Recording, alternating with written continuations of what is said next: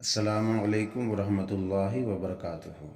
محترم ناظرین، آج ہم آپ کے ساتھ غوث پاک رحمۃ اللہ علیہ کا ایک بہت ہی خوبصورت واقعہ شیئر کرنے جا رہے ہیں۔ ایک بزرگ جن کا نام حضرت شیخ احمد بن صالح الجیلی ہے، انہوں نے بیان کیا کہ ایک دفعہ آپ مدرسہ میں حاضرین سے کچھ مسائل بیان فرما رہے تھے۔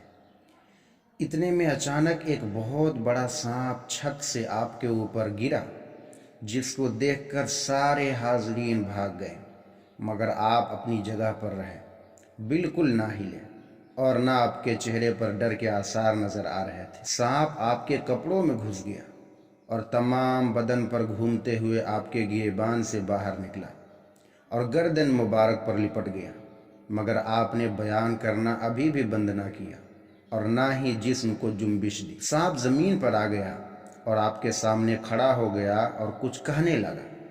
جب وہ کچھ کہہ کر واپس چلا گیا تو لوگ اپنی اپنی جگہ پر واپس آ گئے اور آپ سے عرض کرنے لگے کہ یا سرکار بغداد، سانپ آپ سے کیا کہہ رہا تھا؟ آپ نے فرمایا کہ اس نے کہا کہ اے عبد القادر، میں نے بہت سے اولیاء اللہ کی آزمائش کی، بہت سارے ولیوں کو مبتلا کیا اپنے اس امتحان میں، مگر آپ جیسا کسی کو نہیں دیکھا۔